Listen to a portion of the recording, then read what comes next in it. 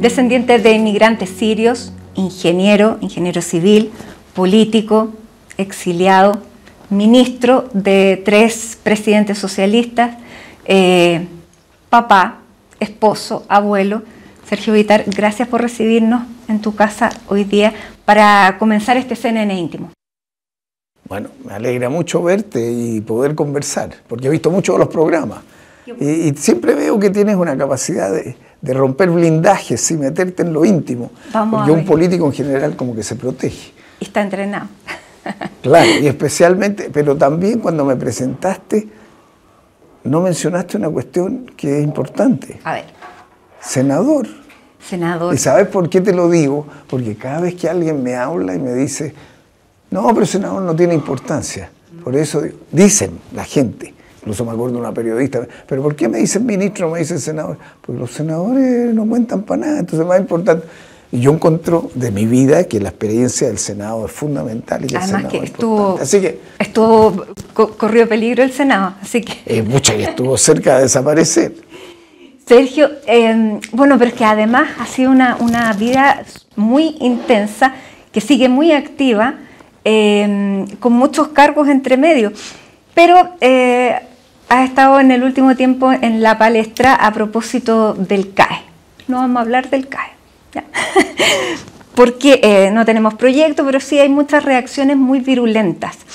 Pero se han dicho muchísimas cosas. ¿Qué es lo que más te ha dolido de todas las críticas que se han formulado frente al CAE? Lo que más me ha dolido es cuando cuestionan tu moral. O sea, para mí, si hay algo que tengo orgullo es de haber sido consecuente con una cierta idea y haber dado mi vida y luchado por algo.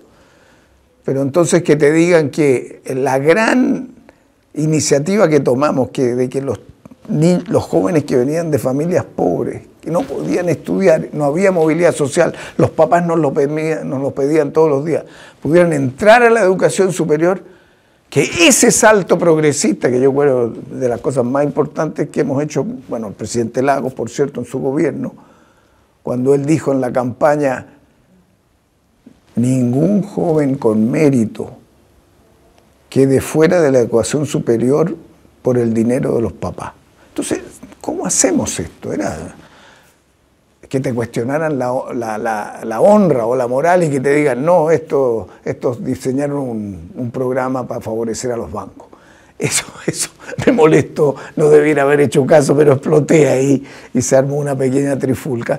Pero creo que lo importante es que hemos seguido un camino que había que haber corregido antes, pero un buen camino. Y vamos a esperar entonces a septiembre a conocer la propuesta, porque hasta ahora no hay.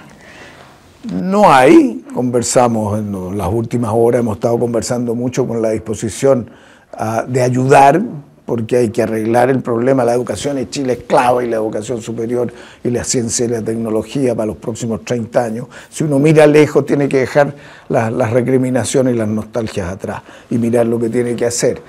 Pero todavía no hay nada. Lo que sí es que le hemos dicho cómo hacerlo para que resulte, porque si te sales con algo que te va a demorar 10 años más, no funciona. Sergio, ¿y esto obedece a que ya nos estamos escuchando poco, a que cada uno quiere poner su idea sin hacer un raciocinio para no darle el punto al que está al frente? ¿Qué nos está pasando? Este es el tema que tú me estás preguntando, que yo considero que es el más importante para la democracia. Porque la democracia supone reflexión. Es muy compleja la sociedad contemporánea. No hay como salta uno en un tuit y dice, haga esto, como si en un segundo se va a resolver. Y hemos entrado con mucha fuerza después que el 2007 Steve Jobs sacó el primer celular inteligente, muy reciente, uno no se da cuenta, que el grueso de mi historia se hace sin celular y sin internet. Entonces los cabros no entienden eso.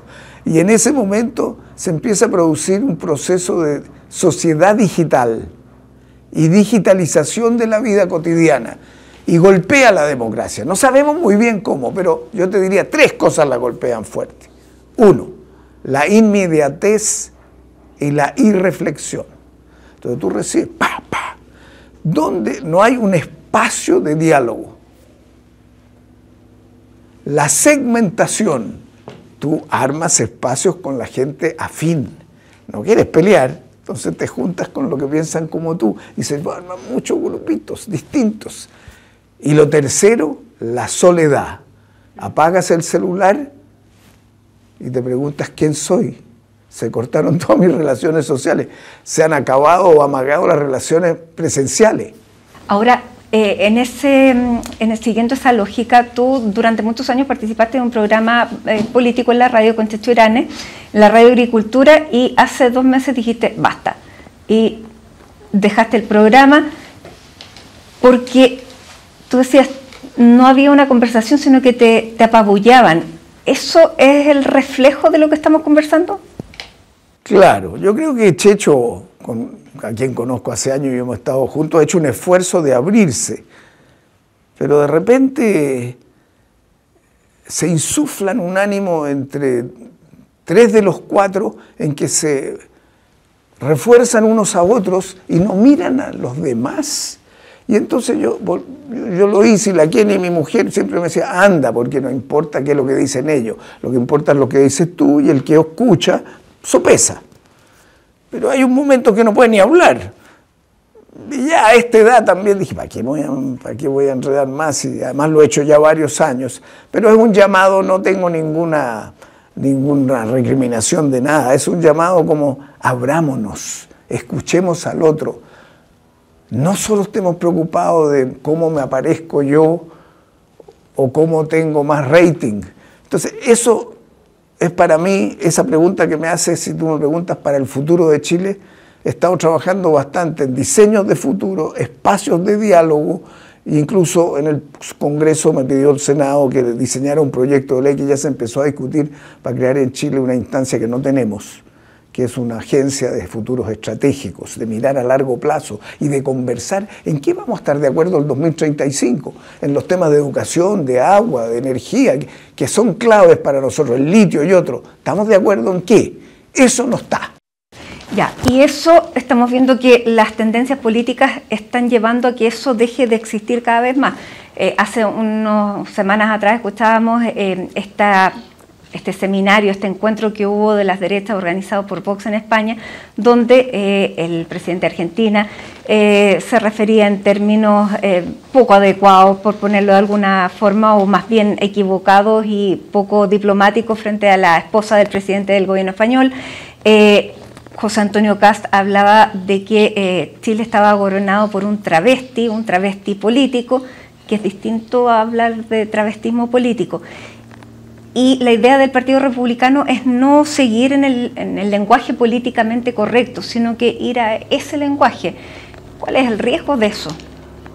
Porque decimos lo que pensamos. Claro, ahora tú me preguntas de una reunión que demuestra que es un tema internacional. Así es. Pues están de todas partes, no es chileno.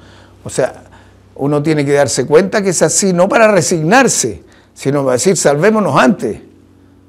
Démonos cuenta, cuidado con los extremos. Entonces, y ese problema tiene que ver con lo que discutíamos antes, pero también está muy centrado, si te fijas, yo dejaría mi ley de lado, pero en Europa estamos frente a un problema mayor. O sea, cuando el presidente de Francia, Macron, hace poco tiempo atrás se va a la Sorbonne y se lanza un discurso que dice que está Europa en un peligro mortal por la geopolítica de China y Estados Unidos, lo militar, lo tecnológico, Rusia. Entonces, en el fondo, aquí estamos en presencia de, por primera vez después de la Segunda Guerra Mundial, está en curso un proceso de cambio de la estructura de poder internacional, que tiene un correlato en Chile también, creo yo, estas son especulaciones que uno hace, y es el cambio de la estructura del sistema político y de la sociedad chilena, que es muy notorio en los últimos 4 o 5 años, entonces hace muy difícil darse cuenta dónde estamos parados y por dónde vamos, salvo en una cosa, tenemos que ponernos de acuerdo. Ya, ¿para eso necesitamos la reforma del sistema político? Necesitamos, porque no es lo único, pero con dispersión es imposible que un gobierno vaya piriquineando, como se dice, cada voto, y que cada uno, cuando uno está en el Congreso, yo en el Senado, bueno, sabía que el momento de poder máximo mío, ¿cuál era? Cuando votaba. Después nadie me tiraba pelota. Entonces, Entonces, y te vas diciendo y cada uno te pide una cosa y no sabe hasta un minuto antes que una reforma tributaria como lo que pasó se echó abajo porque se peleó un ministro con una niña, una diputada que estaba molesta. Bueno, y en pensiones no nos ponemos de acuerdo ni siquiera en lo que propuso el presidente Piñera. Entonces, eso yo creo que hay gente de la centro derecha y la centro izquierda que se están dando cuenta que está en juego Chile y que no podemos dejar que un grupo extremo nos arrastren de las narices. Eso no ha pasado todavía. ¿El PPD podría desaparecer? Todos podemos desaparecer, pero entonces uno tiene que pensar ¿para qué tiene un partido? ¿El partido es un fin en sí mismo? Porque el nacionalismo es un cuento, tú levantas las banderas y dices yo soy chileno, listo. Pero un partido es un instrumento. ¿Para qué? Para juntar fuerzas democráticas necesarias para hacer una sociedad con más justicia social, mejor bienestar, más solidaridad. Entonces, yo no tengo problema con que los partidos, todos pueden desaparecer y uno nunca sabe. Acuérdate, Italia, en un momento, los dos grandes partidos, la democracia cristiana y el Partido Socialista, y desaparecen los dos, y desaparece el Partido Comunista, que eran las grandes fuerzas de referencia mundiales. Claro, y la idea es juntar mayoría. ¿Crees que el presidente Boric va a lograr al final del mandato crear una mayoría, ir hacia una socialdemocracia, como decía Felipe González? Sí, creo que puede, no está seguro. ¿Pero crees que sea finalmente su legado? No sé si legado sí puede ser un legado, pero su convicción final después de haber pasado por, como dijo él, el sillón de O'Higgins. Si yo hago el paralelo con lo que a mí me pasó en Lupé, aunque la historia no se repite. Pero rima. Pero rima. Uno tiene sus sueños y quiere hacer transformaciones más fuertes de las que tiene, especialmente los jóvenes. Pero ¿por qué tiene que ser así? Bueno, en ese tiempo las cosas eran distintas, había grandes organizaciones sociales, de trabajadores, de ideología, el mundo estaba en medio de una guerra fría con Estados Unidos en un lado, la URSS en el otro, era muy distinto y las fuerzas eran mucho más potentes que ahora, las de cambio, y los choques eran más fuertes. Y nos pasó lo que nos pasó, y uno al final, una persona sensata, lo que dice es, ¿cómo lo hago para que la gente mejore su vida?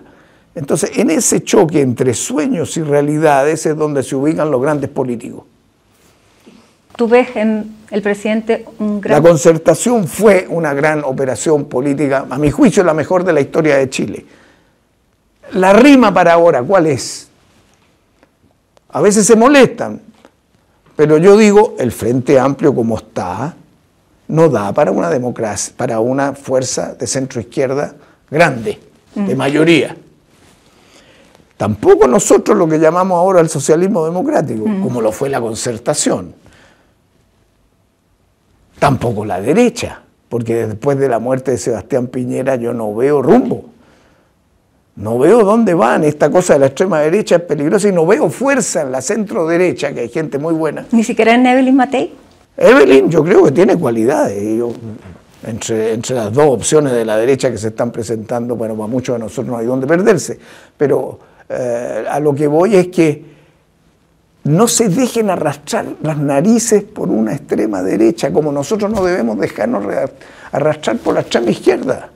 Entonces, si las fuerzas de centro derecha y centro izquierda en Chile se articulan un poco mejor, y hemos tenido conversaciones, y tenemos los votos incluso en el Parlamento para poder sacar ciertas cosas, esto va a ir bien. Y yo creo que el presidente Boric, en ese sentido, porque se pone a la altura de lo que él llama habitar el cargo, o sea, preocuparse de todo, va en la dirección correcta en los cambios que ha hecho.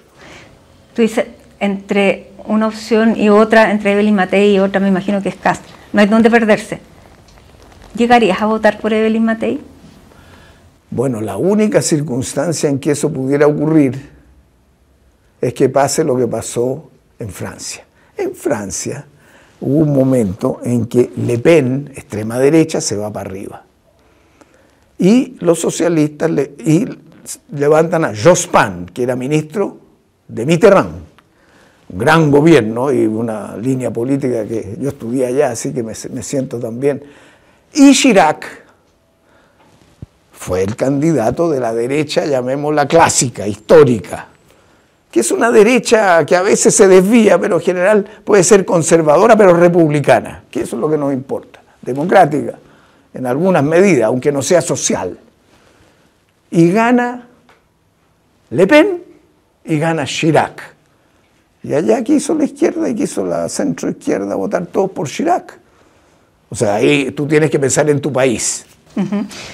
El año pasado yo le preguntaba a la expresidenta Bachelet que si en un escenario en que estuviera la amenaza de la derecha extrema que pudiera llegar al poder, si ella postularía nuevamente a la presidencia. Y ella me dice, no me ponga en ese escenario, pero no lo descarta. ¿Crees que ella pudiera volver a ser candidata? Pero eso tú me lo estás contando, esa conversación, después que fue 2 veces o entre la primera y la segunda. No, el año pasado, después de haber ido 2 veces. En un escenario yo le decía en que la posibilidad es que llegue al poder la extrema derecha, ¿postularía como candidata? ¿Se presentaría? Como yo la conozco, a ella no le... Mi interpretación, a ella no le nacería hacerlo. ¿Por qué? Creo yo. Porque una fuerza progresista que después tiene la misma persona 3 veces, algo está pasando. Entonces lo que puede estar haciendo es esconder una debilidad mayor, más vale enfrentarla de una vez. Entonces, esa es mi opinión. Yo creo que ella siente igual. Pero claro, si en un momento puede ser de vida o muerte para el país, yo no veo que estemos enfrentando una situación de vida o muerte para el país. ¿Y cuál es la alternativa del oficialismo? Yo he dicho que creo que una de las personas que tiene más cualidades, pero tan incierto todo y muy temprano todavía, es Carolina Toá. O sea, yo la conozco desde pequeña, porque cuando estábamos presos con su papá en la isla Dawson, ella a veces, después que volvimos, porque en Dawson no podía entrar nada, pero cuando volvimos a Ritoque, etcétera, es un poco mayor que mis hijos, pero yo la he visto desarrollarse, la he visto en su inteligencia, en su capacidad de comprensión de lo que fue duro, y la muerte de su papá y todo lo que implicó aquello, y lo que es el Chile de hoy. Ha sido alcaldesa, ha sido ministra, ha sido diputada, ha estudiado, tiene visión. ¿Pero la acompaña el momento político? Yo creo que es un momento político difícil, no solo porque el momento político es difícil, incluso en el gobierno tenemos estas 2 coaliciones, sino que además porque el tema de la seguridad, nunca yo había vivido un tema de inseguridad como esto, que no es solo chileno, latinoamericano, pero en mi país. Esto si no lo paramos, no podemos vivir bien. Y a ella le toca esa función, entonces es muy incierto. Ya la política es incierta, que es la gracia que tiene, ¿eh? Para mí. Puede mejorar. Pero esta ya es doblemente incierta, así que es difícil anticiparlo. Pero yo creo que tenemos gente muy buena. Además, hay otras personas. Y los jóvenes hay que tirarse al agua. O sea, yo siempre recomiendo, tomen riesgo. Si uno toma riesgo por el país, no pierde nada. Pierde, ¿qué es? Ganas experiencia, que es más importante, y un político o una política toma mucho tiempo formarla. Es muy difícil formar una persona que tenga comprensión más general de los problemas, capacidad de diálogo. Está todo por ver, se queda más de 1 año y en 6 meses ya pueden pasar muchísimas cosas. Ahora, hay que dejar el cargo 1 año antes. O sea, el que quiera hacerlo tiene que dejar el cargo, si es ministro, antes de diciembre. Vamos a ver qué pasa. Sergio, tú hablabas de que lo que estábamos viviendo de las polarizaciones y de la idea extrema no solamente son de Chile, sino que es un fenómeno mundial. ¿Cómo ve un hijo de sirio, árabe, lo que está ocurriendo en Medio Oriente hoy? Yo lo miro más como, claro que eso me toca un poco en lo emocional, pero como chileno, o como una persona del mundo progresista global, que ha luchado por la democracia, que ha luchado por el derecho internacional, que ha luchado por la ayuda humanitaria, contra la desigualdad, por la paz, que son los principios que me animan, y yo creo que a la gran mayoría de los ciudadanos. Esto es una masacre, esto es un genocidio. Este Netanyahu le ha hecho un daño al pueblo judío, le ha hecho un daño a Israel gigantesco, aislándolo y transformándolo en una suerte de grupo que no tiene ninguna consonancia a nivel mundial, que ni a las Naciones Unidas, ni a la Corte Internacional de Justicia, ni a los organismos de derechos humanos. Lo escucha y sigue como que si hay una superioridad y los demás subhumanos. Es que pareciera que funciona porque después de todas las resoluciones de Naciones Unidas, ninguna ha hecho a Israel cambiar de opinión, y hoy mismo, pese a todo el daño electoral que está sufriendo Joe Biden, lo sigue apoyando. ¿Qué es lo que pasa?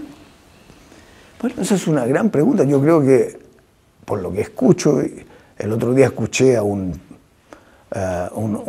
gran personaje que lo conocí cuando estaba exiliado en Washington durante la dictadura, que se llama Ari Nayer, judío. Y la condena que le hace a Netanyahu y al riesgo que está corriendo, los valores también del pueblo judío y de la humanidad en esto, fue súper duro. Y dijo él, esto es un genocidio. Y esto lo estoy empezando a escuchar más, porque yo creo que el cambio al final es un cambio que te va a hacer el mismo pueblo israelí. Bueno, porque una cosa es el gobierno de Netanyahu y otro es el pueblo. Exactamente. Este Netanyahu ha tenido el descaro de considerar que cualquiera que lo critique a él es antisemita. ¿Qué tiene que ver? Es una discusión política, no es religiosa. Entonces yo creo que incluso le ha hecho un daño enorme a la causa del antisemitismo, de protección a los derechos humanos. ¿Cómo ves el conflicto? ¿Por dónde se sale? Es muy difícil, porque uno a veces no sabe historia, y si no sabe historia no puede entender cómo va a salir. Si mira la historia, ha sido tan duro que va a ser muy duro, porque condiciones mínimas tiene que cambiar el gobierno israelí, condiciones mínimas, no puede ser jamás ahí. O sea, el pueblo palestino tiene que recuperar territorio. Tienen que sacar a los asentados de ahí que andan con fusiles matando a la gente para quitarle sus casas, como lo muestra la propia CNN y la propia Deutsche Welle y los franceses, si uno ve la televisión internacional. Entonces, eso va a tomar mucho tiempo. La tesis de los dos estados va a ganar terreno muy rápido, ya lo hicieron España, Noruega y un tercer país europeo. Irlanda. Irlanda, que es una señal que yo creo que va a ser seguida por los demás. Pero hay una fórmula que al final se tiene que imponer, Lo primero es que los dos son humanos, no hay subhumanos. Y que si los dos son humanos tienen que respetarse y tiene que regularse la paya. Ahí va a tener que entrar fuerzas internacionales de regulación. Y esto puede tomar 5 años, 10 años, pero hubo un momento, me acuerdo, el acuerdo Arafat, Rabin, los dos asesinados, no sé, lo cual demuestra que hubo posibilidades y Estados Unidos jugó un papel. Ahora Estados Unidos desplazó toda su preocupación hacia el Asia, ha tratado de alejarse tanto de Rusia en un momento, de Europa, como del Medio Oriente. Entonces estamos viviendo un cuadro de fuerzas mundiales que no hay ninguno que tenga capacidad de imponer el orden y los organismos mundiales tampoco lo están haciendo. Es un momento tal vez el más crítico que hemos vivido desde la Segunda Guerra Mundial, no tengo ninguna duda. Sergio, ¿y cómo influye? Tú decías, hay una parte emocional que me liga. Tu papá llegó acá con 16 años, 16 o 17 años, con un grupo de 10 amigos que venían de la Gran Siria. ¿Dónde te toca lo que están viviendo allá? Porque sigue la familia y bueno, y hay una relación muy estrecha todavía entre la comunidad palestina que hay aquí en Chile. Bueno, tú eres sirio, pero tu señora, la Kenia, es palestina, de familia palestina. ¿Cómo les llega eso? Es la sensación del desprecio. Cuando fui para allá, porque fui varias veces, pero una vez el presidente Carter de Estados Unidos hizo una delegación, yo era senador, me invitaron a observar las elecciones palestinas. Calles distintas, barrios distintos, poblaciones distintas, muros para impedir que crucen. O sea, la esencia es creerse superior al otro. Eso no tiene solución. Y por eso ¿quién es el primer país que enfrentó ahora la Corte Internacional de Justicia de Israel? Sudáfrica. Porque el sentimiento de apartheid lo tiene en Sudáfrica. Y era apartheid, ahora es genocidio. Entonces, la humanidad tiene que reaccionar, y el pueblo judío tiene que reaccionar, y el pueblo árabe tampoco ha sido muy inteligente, todo dividido y parado. Entonces, es un cuadro mundial de fuerza muy complejo, pero yo creo que es una cuestión moral, antes que del derecho. O sea, el derecho internacional se funda en la moral. Esto va a tomar tiempo, pero tiene que haber una campanada, es decir, paren la matanza, den de comer, se están muriendo de hambre. Si eso se respira, yo creo que se va a poner en marcha algo, uno es optimista siempre en la política, porque si no, ¿quién va a votar por ti si tú andas pensando que todo va a ser peor? Tu papá vivió muchos años y tú escribiste un libro sobre él contando su historia. ¿Por qué quisiste escribir un libro? ¿Por qué era importante contar esa historia? Fue un momento bien curioso, porque yo en cierta forma no sintonizaba mucho con mi papá. Pues yo tenía una vocación pública y un inmigrante tiene una vocación privada. Entonces, este hijo raro, ¿por qué no se dedica a trabajar y a ganar plata? Entonces, claro, yo también fui empresario cuando estuve exiliado. Me dieron hasta un premio como un empresario destacado. O sea, ese gen lo tengo. Y me ha servido un político. En la política tú también vendes. Negociación también, claro. Y tienes que ser práctico, tienes que saber que de repente te va mal o que no tienes plata para pagar los sueldos. Entonces tenía esa contradicción. Ahora, por otro lado, que él me veía, llegó a verme como senador, llegó a verme como ministro. Valió la pena, claro. Le daba mucho orgullo, pero siempre me retaba. ¿Pero por qué no lo hizo así? ¿Por qué no lo hizo así? Ahora, el día de su muerte, o sea, la misa, era una misa católica ortodoxa. Estaban los dos. Entonces yo hablé. 2005, 2007, no, ya presidente del partido, me acuerdo. Y apareció la presidenta Bachelet también ahí, ya era presidenta. Y me acompañó, y se lo agradezco mucho. Y entonces, a la salida, conté 2 o 3 anécdotas. Dije, este gallo llegó el año 27, y él me contaba que tenía una pensión en San Diego y comía pan con aceituna. Entonces yo después lo ligaba con la historia de Chile, entonces llegó con Ibáñez, a la tremenda crisis después de Arturo Alessandri, Ibáñez, que dura hasta el 31 y era muy duro. Después me contaba que de repente no tenía ni una plata, pero su papá le había regalado una libra siria, que eran unas libras de oro, y él la tenía en el bolsillo y la apretaba, y él decía, si la vendo fracasé. Entonces, y después cómo pensaba, cómo razonaba, las cosas prácticas. Entonces conté 2 o 3 cosas, me dijeron, escribe sobre él. Pero al ponerme a escribir me di cuenta que estoy escribiendo sobre todo una inmigración, pues las familias son todas iguales. Y también está la familia de mi mujer, Kenny, que vienen de Belén, y la mamá nació en Jerusalén. Entonces, y se conocieron aquí. Entonces después vi que el primero que le dio trabajo a mi papá, a los 18 años, para que vendiera tela, fue el abuelo La Kenny. Porque nadie le daba, él me dijo, nadie me daba nada. Entonces no podía salir a vender telas para devolverle, no tenía plata para comprarlas. Y entonces él le confió, ya, a ver, te voy a confiar. Y le dio las primeras telas, entonces vendió, trajo, volvió y ahí partió. Entonces son momentos que yo vi que todas las familias de ese origen. Y lo otro que me llamó mucho la atención es por qué la sintonía con la política de la gente que viene de allá. Entonces tú empiezas a ver, Brasil tuvo un presidente de origen libanés, Temer. Sí, Argentina, Menem, ahora Bukele, a uno puede gustarle o no, en El Salvador, Turbay en Colombia, Maguad en Perú. Abdalá Bucaram en Ecuador. Entonces yo decía, más que raro esto, hay algo cultural, hay algo de la familia, ahora son familias cristianas las que llegaron. Pero bueno, y ahí se entiende entonces por qué se actúa de una manera, por qué el pensamiento es de una determinada forma. Ahora, tu papá, claro, recibió trabajo del abuelo de la Kenny. ¿Y ustedes se conocieron cuando tenían 1 año? Cuéntame de eso. Claro, ya estábamos casados y la Kenny, la mamá le sacaba unas películas para su cumpleaños, unos rollos antiguos. Y entonces los trató de digitalizar, pero antes dijo, quiero ver qué es lo que tiene adentro. Entonces de repente está, el primer año de cumpleaños, nuestros papás se conocían. Y entonces han invitado a mi mamá y le dijeron, manda a tu hijo. Y de repente pasa un tipo con un globito ahí, con una cara pánfilo.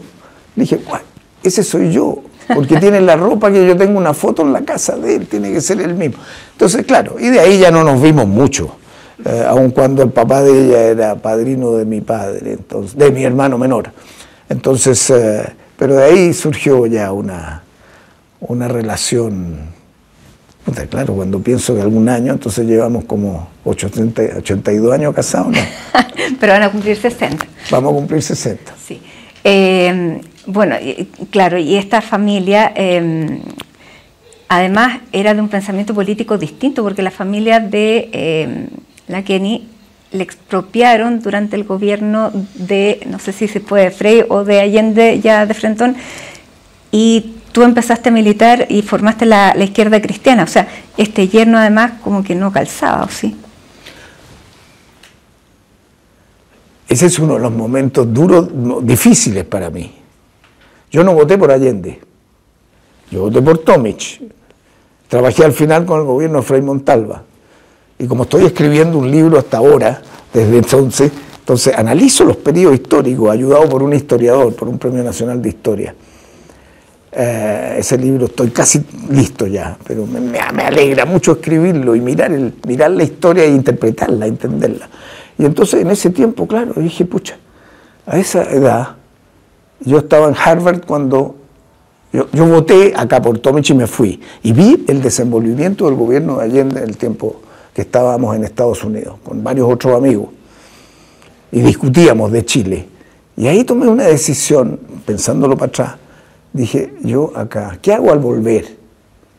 Porque la Unidad Popular, para ser franco, era bastante sectaria también. Entonces yo volví, si tú no estabas metido desde el principio, yo tenía muchos amigos de la izquierda, porque yo era un hombre independiente de izquierda en la universidad.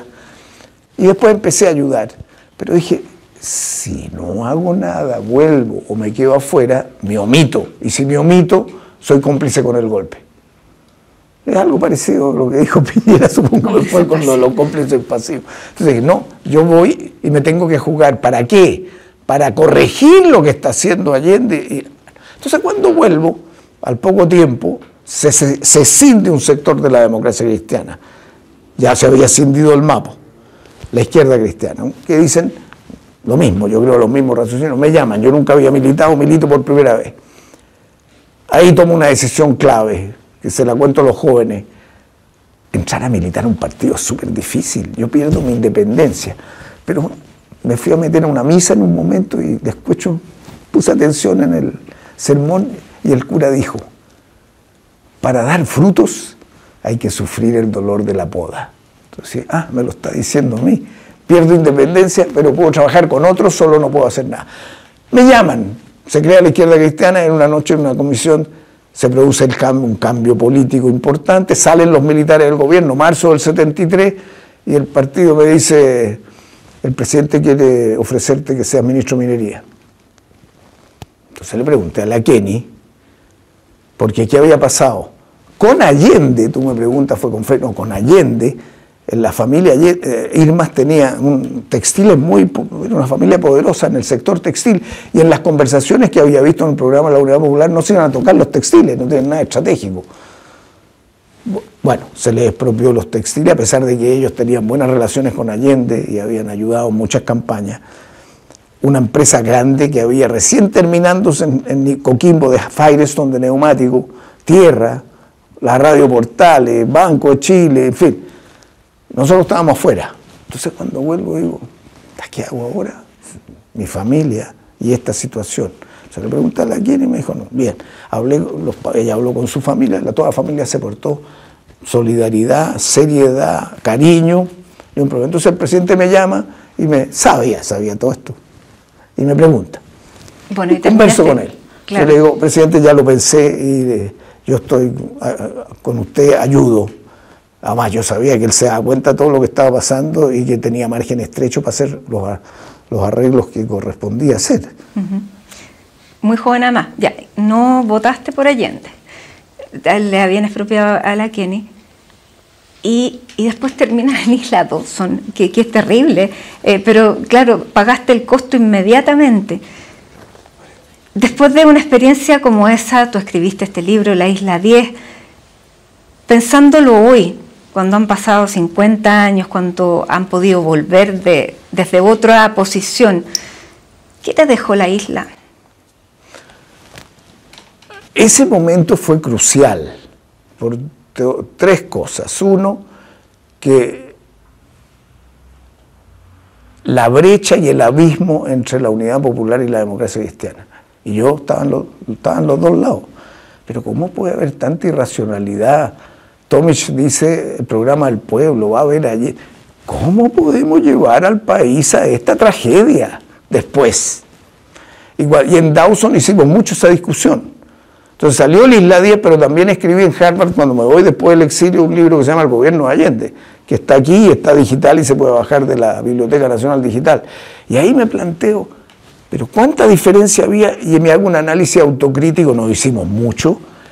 ¿Qué hicimos mal? Y yo creo que esa cuestión fue fundamental para formar la concertación, por si no entendemos lo que pasó. Pero ese fue un periodo que me marca para toda mi vida política, la necesidad de la unidad de la centroizquierda para poder gobernar. Segundo, en un momento cuando nos están trasladando en una tanqueta, los relatos en el Isla 10 a Dawson, yo sentí que nos mataban ahí, porque se dispararon unas balas dentro de la tanqueta, íbamos encapuchados, corrió sangre, hasta aquí llegué. Y ahí se me produce un hecho fundamental y es, ¿a qué voy a dedicar mi vida? Primero mi familia, uno piensa primero en su familia, cómo la protejo, ya no la protejo, pero voy a dedicar mi vida a la libertad, a la democracia, que es lo que he hecho. Y después en Dawson, la sensación que, ¿cómo puede haber una cosa como esta en sociedad? En las sociedades hay monstruos. Y si tú no tienes controles, salen los monstruos y pasa algo que no te puedes imaginar. ¿Cómo puede ser que el coronel que estaba acompañando al ministro militar de la Fuerza Aérea, que me viene a mi casa a ver para hacer el traspaso del mando, después es el jefe de las torturas en la FACH? Y estaban ahí, estábamos todos viviendo juntos. Entonces, eso también me convenció muy fuerte de la necesidad de las normas, las reglas, la democracia y la unidad. Entonces en Dawson, cuando tú estás preso y somos todos iguales presos, entonces tu relación con los sindicatos, con la gente que está en las mismas cosas tuyas, cambia completamente y tu cultura se transforma en una cultura de unidad nacional, de unidad y de fuerza democrática. Eso me marcó, yo creo, ese periodo fundamental en mi vida. Bueno, después vino el exilio y han tenido 3 hijos con la Kenia, tienen 10 nietos. Me contaban que tú tienes una relación muy buena con tus nietos. ¿Qué es lo que has querido? Primero, ¿qué te gusta de las nuevas generaciones? Yo creo que tenemos tenemos lejos la mejor generación que hemos tenido en la historia de Chile. O sea, los esfuerzos que hemos hecho en educación, en democracia, y por lo tanto eso lo considero mucho como el potencial para adelante. Ya, pero esa es una parte pequeña porque hay un gran... Segundo, como ahora me toca por casualidad que me aguanto con la edad, me ha tocado trabajar con la gente de mi edad. Ahora estoy terminando de trabajar con la generación de mis hijos y estoy empezando a trabajar con la generación de mis nietos. Les pongo mucha atención. Ellos están representando un mundo que viene con creatividad. Veo a esta generación con mucha curiosidad de saber, a los más interesados, porque hay otros que no se preocupan más que de abrir el teléfono. Pero veo un gran potencial y me entretengo mucho. Y tienes muchos desafíos y tú también has enganchado con eso en el mismo proyecto que me contabas que estás presentando, porque, bueno, los ingenieros dieron el salto con el tema de la inteligencia artificial y eso nos va a cambiar la sociedad nuevamente. Vamos a vivir, en este tiempo que hemos vivido como generación, nos han tocado tantos cambios. ¿Cómo crees que va a ser este cambio? No sabemos, pero intuimos.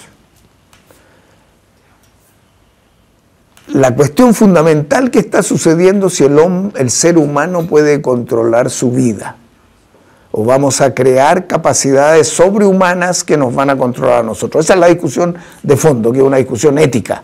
Y por lo tanto, el problema principal hoy día es que la capacidad creativa es tan grande que si nosotros no la regulamos, vamos a ser víctimas de lo que creamos.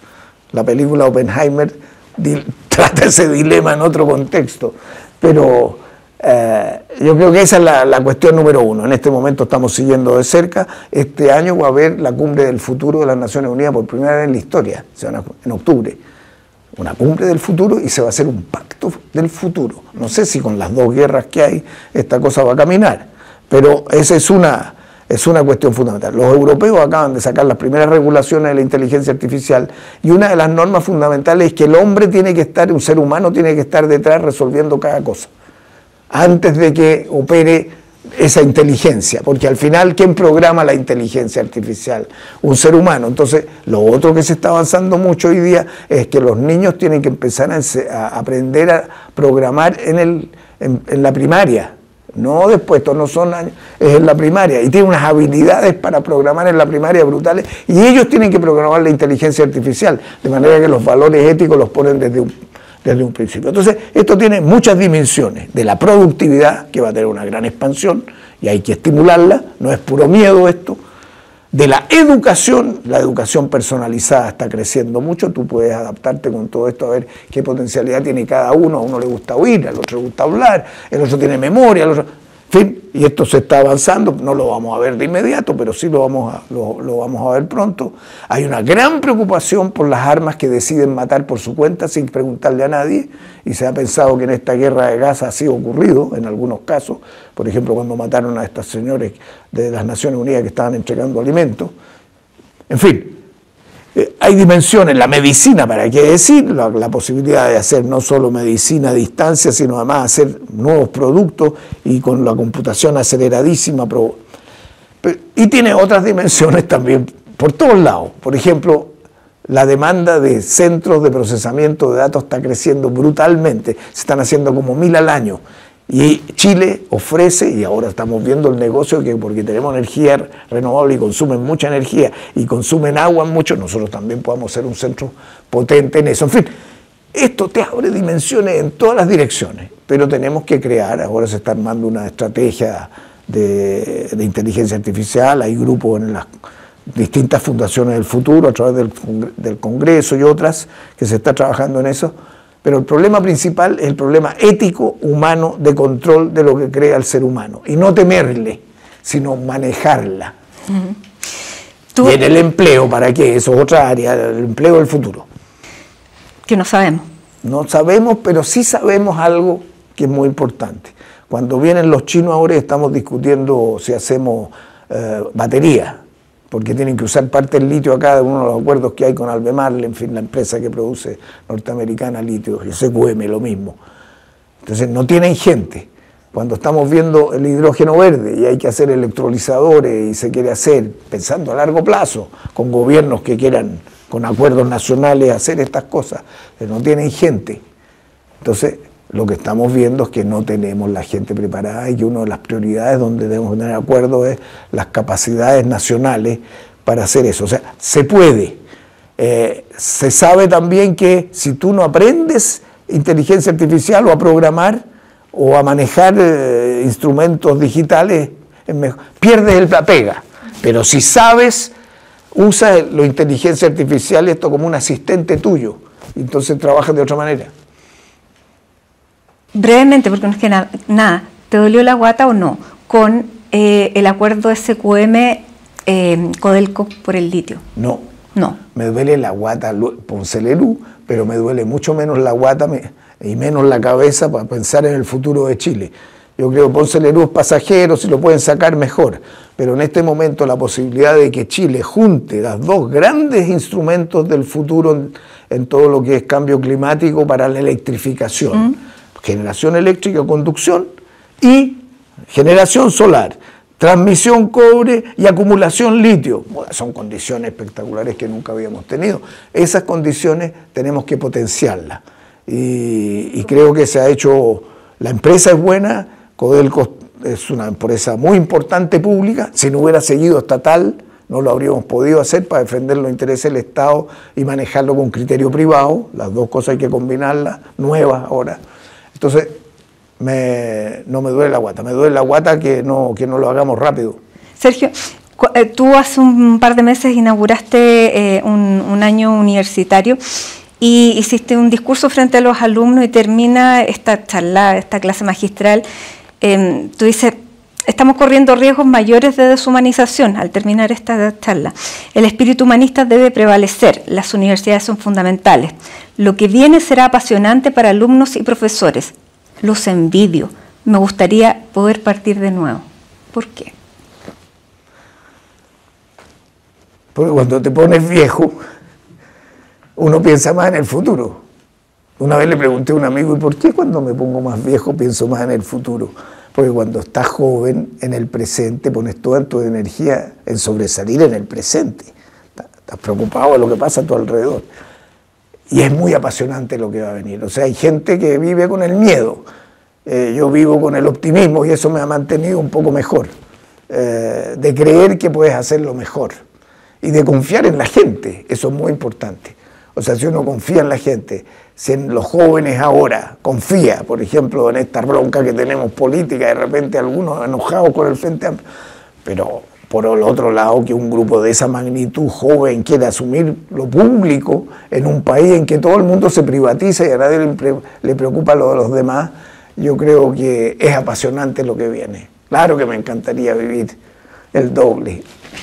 Sergio Guitart, muchísimas gracias. Muchas gracias. Y ustedes también, muchísimas gracias por habernos acompañado en este nuevo capítulo de CNN Íntimo. Como siempre, los esperamos en 7 días más.